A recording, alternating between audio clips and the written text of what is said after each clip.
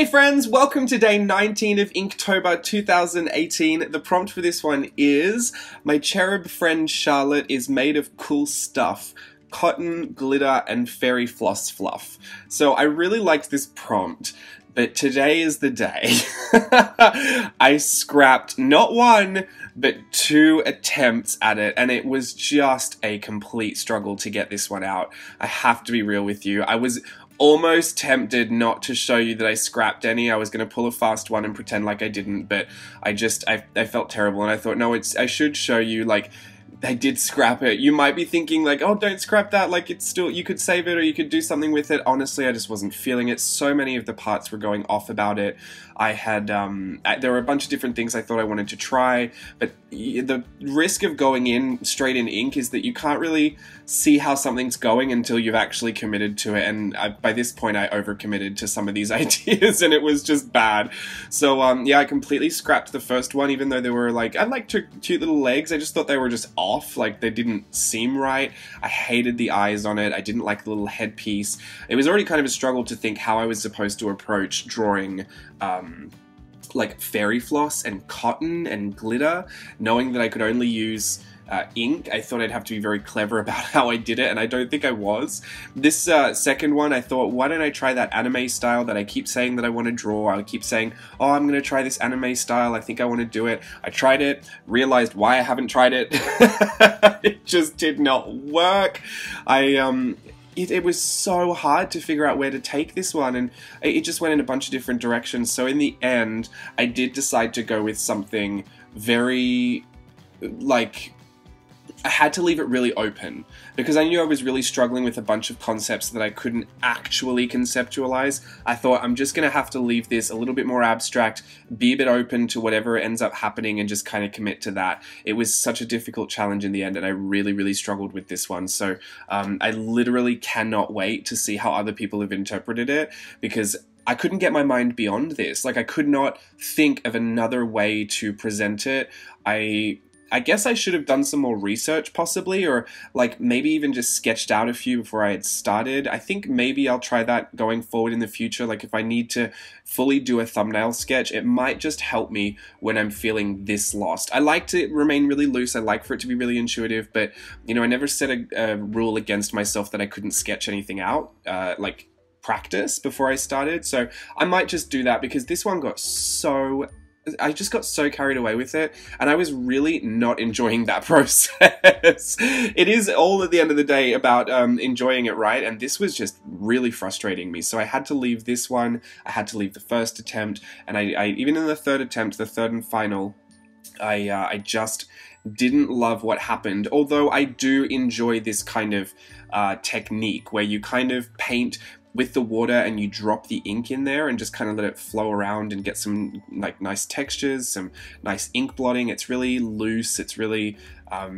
you know, carefree. You don't have to, I feel like when you're working like this, you can't be too tempted to overcorrect yourself, which was a lot of the problem that I was having with the first 2 pieces. I kept thinking, oh, well, I just need to do this, and I just need to add this, and I just need to put this like this, and it became very labored, and it's not a great way to work if you're allowed to just be loose about it. I'm not going to say that there's no point to doing that. There is absolutely a time and a place for really pushing through things and laboring through things, especially when you're working for clients. I mean, it's kind of the nature of that, because you do have to do a lot of work to get it right, but there's no real pressure for me to get this right, so I didn't want to sit in that pressure for longer than I had to. And even in this, it's not like I didn't like the way that this came about. I think it's very simple what happened in the end. I kept a lot of the details I added quite simple so that the ink could kind of like take a moment to feature. I don't think I went in heavy enough with the ink. The contrast isn't very good for me. I think I wanted more, like, I think I wanted darker blacks. I just think it's kind of missing the punchiest of blacks, and that usually has a lot to do with the fact that the ink will go down and it looks a lot darker, but it will dry a lot lighter. It's weird. It's like gouache in that way, that when you put light ink down, it will dry darker. When you put dark ink down, it will dry lighter. And as soon as you introduce water to the ink, it's going to be a grayscale. Even if you don't, even if in the well, like the little palette I have off to the side, even though you can see it looks really, really black, it will still dry down lighter once you've put water in there. You have to put a little bit of water in there, like the ratio has to be correct. But I've been tricked before into thinking, like especially on the little cherub's dress, I thought those would be really dark black ink spots, and you see as they start to dry, they're just like a deep grey. It's nothing. It's not as vivid, and the contrast isn't as great as it is when it's wet. So something to look out for if that's something you have run into. Possibly try and keep your black ink in a separate mixing spot so that you don't get tempted to add water there, or you don't accidentally add water there and dilute it unknowingly, because it's one of those things that you don't really know until it's dry. And with these inks that aren't water reactive, it is really hard to go back over them and recreate the effect on top, because it's going to layer, and you'll start to see that there's 2 layers of ink there as opposed to 1. And that's when I think things start to look a bit labored, when you can see the overcorrecting, which in that case I feel like it would look like that. So I try to avoid that a little bit, but this technique though is actually quite a fun one to try, and it is just painting really loosely. There's no regard for, you know, anatomy or how anything looks properly. There's no real need to focus on any of that stuff. You just kind of get this generic outline with all these really beautiful tones of ink dried in there, and then go in and add some really simple details on top. I think it is a nice look. Even though it wasn't what I was planning on doing, this is probably one of the things that I will pull out and try when I'm just really struggling through another process, because this is kind of a really loose way to work, and I find that I'm not tempted to overcorrect stuff like this. If it's not really based on any kind of reality, I'm not trying to pull any real feelings about how it should look into it. It can all just be whatever it just is. So yeah, I'm kind of upset. I wish I didn't have to scrap one, but there was absolutely nothing I could see changing about the first 2. No part of me wanted to keep them in at all, and I don't think these are going to be ones where I look in the future and think, oh no, I could have kept that. Like, absolutely not. There is just so much that I found wrong with it, and I'm not saying that I've given up on the anime style. I did do a cute little daisy in my off-camera journal, just having a go at that, pulling some reference from a Studio Ghibli film, but even then, like, even when I did it with some mediums I was comfortable with, I did some Copic markers, I did some pencils, I had a good play with it. I just looked at it at the end and I was like, I guess I really appreciate looking at anime, but it's not one of the things that I like to draw, and in this circumstance I just really don't see it translating well.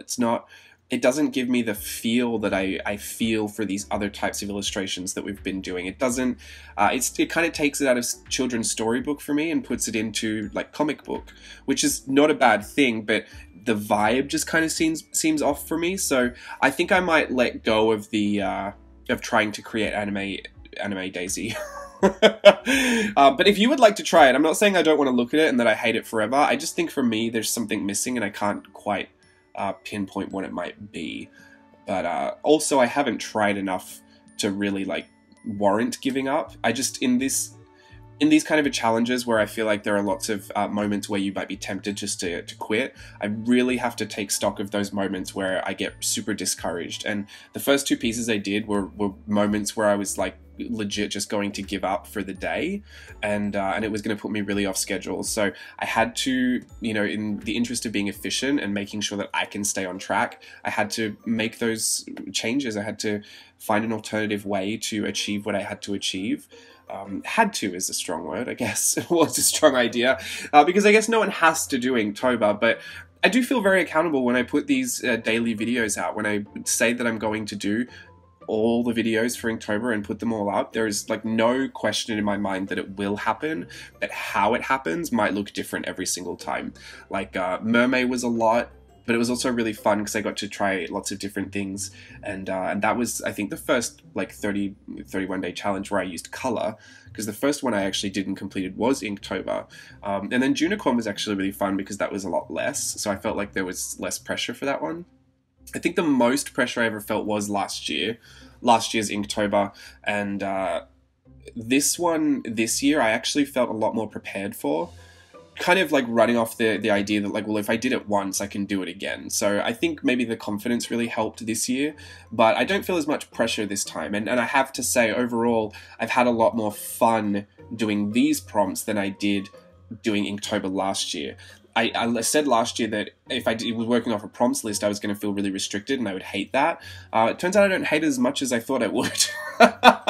There are definitely days where I don't want to tackle the prompt, and today, you know, possibly if I didn't have a prompts list, I would maybe have never encountered this problem. I think a lot of the issues arose because I couldn't find the cherub that I wanted to create, and some of those ideas were really hard to flesh out in ink, especially glitter, because I didn't want to put little black stars and little black like sparkle look on there.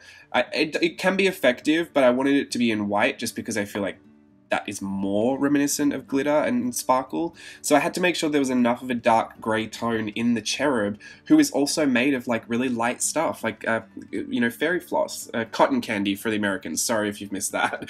I forgot to say, fairy floss is what Australians call cotton candy. And then cotton to me, I was thinking of almost linen, which, you know, how do you convey all of those things in ink? It was super difficult. So in trying to set myself up for success, I decided not to be so literal about that and just give her the essence of, you know, being some cloud-like, really fluffy, kind of chubby little cherub, and then I could have some dark grey tones. The issue with the dark grey tones is I thought, well, she's going to look dirty. You know what I mean? Like, she's going to be like a dirty cloud. A really gritty, textured, kind of, I don't know, a rain cloud or something looking kind of cherub. But once I added the white highlights in with the glitter and the stars and the little flashes of twinkles, I think it was a good idea. It's one of those things where you have to kind of push it through to the end to see if it's going to work or not, which is super stressful because I feel like I'd failed twice already, and I thought, I'm really waiting till the end for this to pull together. So yeah, I think even in reflecting on this piece, as I look at it as a whole, there was definitely a part missing down the bottom left-hand corner. It's a very unbalanced image as far as composition. I don't know how I could have changed that other than having Daisy's legs flip around the other way, but then I feel like there would have been some negative space down the bottom right-hand corner. I should have just added another character, or maybe some of those like fluffy love heart clouds that I imagine she makes her Cupid's arrow bow things out of. What are they called? Arrows? Yeah. Cupid's bow and arrow. Yeah, she makes her little arrows with little heart-shaped clouds. So I probably should have put a couple of those down there, but it is done. I did decide not to do that when I did it. It was more because I knew there was something missing. I was definitely going to try and add something, but by this point, having scrapped the first two and getting to this stage here and thinking, okay, this is possible, like I'm okay with this, I think I could be happy with this, I didn't want to risk it, and so I did decide to just leave it, although, you know, looking back at it, it just doesn't seem very finished to me. If it were going into a book, I guess I could use that negative space down the bottom as where I would put my text, so who knows, however I end up formatting the book, it might just be a little space for text, but I'm not quite sure. I really struggled with this one. Is there one Inktober prompt, it doesn't have to be on Daisy, but is there one that you actually struggled with, like scrapped a few pieces, still didn't even, you know, still weren't sure at the end anyway? I know I had a couple of struggles through the hashtag Little Raven Inktober flip, well, that challenge that I took on. I did have a few struggles with some of those, and then some of the ones I liked the most were ones that I hadn't even considered that I might like. And that's the weird thing about prompts list. I mean, I made this Daisy one, like, I didn't put anything in there that I wasn't unhappy to draw, and this was one that I was actually really excited to do, so I guess you can never tell. You never know which one you're going to be taken with or not. It might be how you're feeling on the day, I guess. I think it has a lot to do with how confident you're feeling, which is a reason why I didn't want to scrap a lot of pieces, because, you know, you scrap the first one and you feel like you failed a little bit, you scrap the second one and you really start to go downhill, and then everything's just a bit of a battle from there. But, you know, don't cry for me, Argentina, it's not the end of the world. It's just an ink painting on a page. I will live. Nonetheless, I am happy that I have the video for today. I have the piece for today. It's not the end of the world. It might not even be the one that I don't like the most. At the moment, it is at the bottom of the heap, along with the cranes skating on the iced milk tea. Those two are just really not doing it for me, but who knows? We've still got how many days left? 10, 11, 12? I think there are 12 days left. So just under 2 weeks. There might be another one that doesn't work out for me, but I'm okay with that. It's all the name of learning, right? Okay, I'll be back with another Whimsy Ween video today, so keep your eyes peeled for that, and thanks for joining. Bye!